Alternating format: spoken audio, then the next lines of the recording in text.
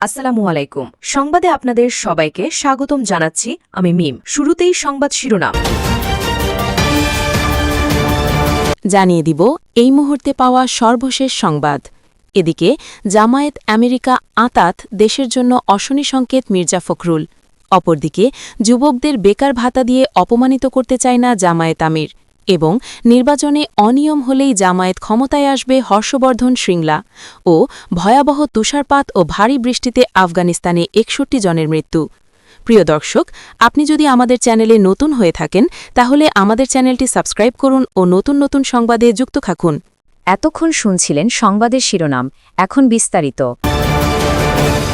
Jamaat America আতাত দেশের জন্য অশনি সংকেত। বিএনপি মহাসচিব মির্জা ফখরুল ইসলাম আলমগীর বলেছেন, ফিলিস্তিনে যখন রক্তক্ষরণ চলছে তখন জামায়াতে ইসলামীর সঙ্গে আমেরিকার গোপন আতাত চলছে।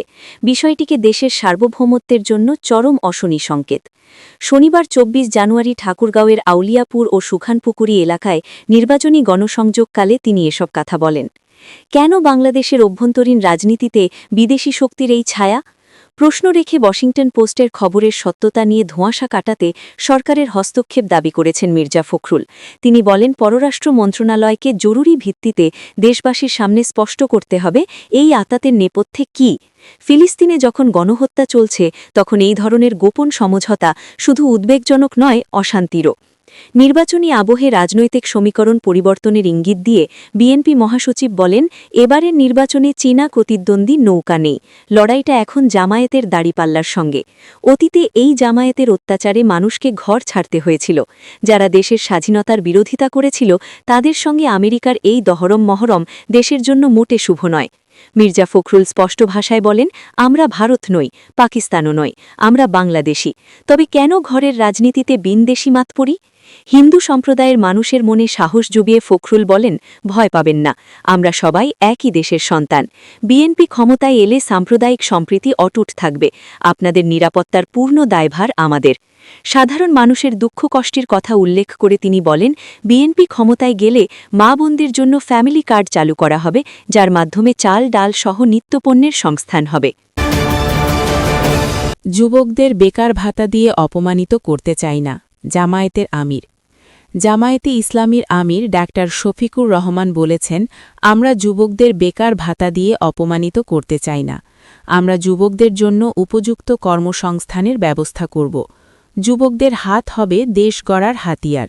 শনিবার ২৪ জানুয়ারি বিকাল ৫টায় সিরাজগঞ্জের উল্লাপাড়া উপজেলার সরকারি আকবর আলী কলেজ মাঠে পথসভায় প্রধান অতিথির বক্তব্যে তিনি এসব কথা বলেন। শফিকুর রহমান বলেন, গত ৫৪ বছরে যেসব দল সরকার গঠন করেছে তাদের কেউই বুকে হাত দিয়ে বলতে পারবে না যে তারা দুর্নীতি ও চাঁদাবাজির সঙ্গে জড়িত ছিল না। তারা কেউই বুকে হাত দিয়ে বলতে পারবে না দেশে ন্যায় বিচার প্রতিষ্ঠা করেছে কিংবা জাতিকে একটি মানসম্মত ও বিশ্বমানের শিক্ষা ব্যবস্থা উপহার দিয়েছে। জামায়াতে ইসলামীর বিগত এক সরকারের সময়ে ২ জন মন্ত্রীর একজনের বিরুদ্ধেও কেউ কোনো দুর্নীতির প্রমাণ দিতে পারেনি। তিনি বলেন, সিরাজগঞ্জে ৬টির মধ্যে সিরাজগঞ্জ ৪ বা উল্লাপাড়া আসনে ১০ দলীয় জোটের পক্ষ থেকে যাকে প্রার্থী করা হয়েছে তিনি নিজেও একজন মাজলুম এবং জামায়াতে ইসলামীর কেন্দ্রীয় শীর্ষ পর্যায়ের নেতা। জনগণের সমর্থন ও ভালোবাসায় জামায়াত সরকার গঠন করতে পারলে মাওলানা রফিকুল ইসলাম খান অবশ্যই দেশের গুরুত্বপূর্ণ দায়িত্ব পালন করবেন এবং মন্ত্রিত্ব পাবেন। জামায়াতের আমির বলেন, উল্লাপাড়া সহ সারা দেশে জামায়াতে ইসলামীর নেতাকর্মীরা কোথাও চাঁদাবাজি, জমি দখল, স্ট্যান্ড দখল, মামলা বাণিজ্য কিংবা কারও সম্মানহানির মতো কর্মকাণ্ডে জড়িত নয়। এই জামায়াতকেই ধ্বংস করার জন্য কী না করা হয়েছে। নির্বাচন কমিশনের মাধ্যমে দলের নিবন্ধন বাতিল করা হয়েছে, প্রতীক কেড়ে নেওয়া হয়েছে, সেই সঙ্গে দলীয় কার্যালয়ে তালা দেওয়া হয়েছে এবং নেতাদের ঘরবাড়ি বুলডোজার দিয়ে ভেঙে দেওয়া হয়েছে। নির্বাচনে অনিয়ম হলেই জামায়াত ক্ষমতায় আসবে, হর্ষবর্ধন শ্রীংলা। বাংলাদেশে আসন্ন নির্বাচনে অনিয়ম হলেই কেবল জামায়াতে ইসলামী ক্ষমতায় আসতে পারবে বলে মন্তব্য করেছেন ঢাকায় ভারতের সাবেক হাইকমিশনার ও বর্তমান রাজ্যসভার সদস্য হর্ষবর্ধন শ্রীংলা। তার দাবি, সুষ্ঠু নির্বাচনে বাংলাদেশ জামায়াতে ইসলামী কখনো জিততে পারেনি, ভবিষ্যতেও পারবে না। শুক্রবার ২৩ জানুয়ারি পশ্চিমবঙ্গের দার্জিলিংয়ে সাংবাদিকদের এক প্রশ্নের জবাবে এসব কথা বলেন তিনি।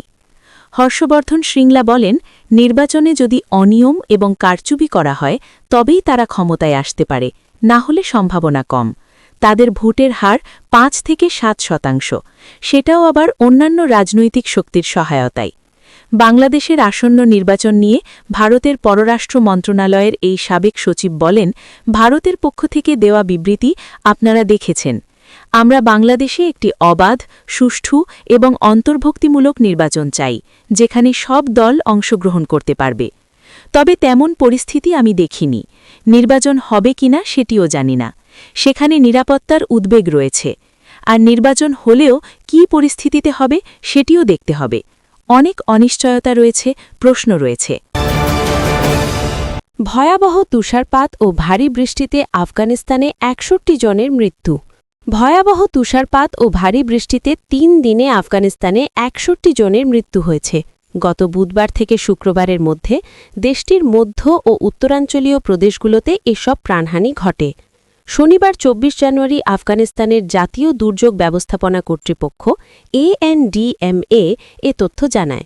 সামাজিক যোগাযোগ মাধ্যম এক্সে ANDMA আরও জানায়, হতাহত ও ক্ষয়ক্ষতির প্রাথমিক তথ্য হল ১১০ জন আহত এবং ৪৫৮টি বাড়ি আংশিক বা সম্পূর্ণ ধ্বংস হয়ে গেছে। ANDMA-র একজন মুখপাত্র এক ভিডিও বার্তায় বলেছেন, মোট ৩৬০টি পরিবার ক্ষতিগ্রস্ত হয়েছে। তিনি তুষারে ঢাকা রাস্তায় অপ্রয়োজনে চলাচল না করতে জনগণকে অনুরোধ করেছেন। পারওয়ানের প্রাদেশিক প্রশাসন জানায়, আফগানিস্তানের অন্যতম প্রধান মহাসড়ক সালাং বন্ধ করে দেওয়া হয়েছে। এছাড়াও বামিয়ান প্রদেশের মধ্যাঞ্চলে একটি পাহাড়ি গিরিপথে আটকে পড়া পর্যটকদের মাঝে খাদ্য বিতরণ করা হয়েছে। এতক্ষণ আমাদের সাথে থাকার জন্য ধন্যবাদ।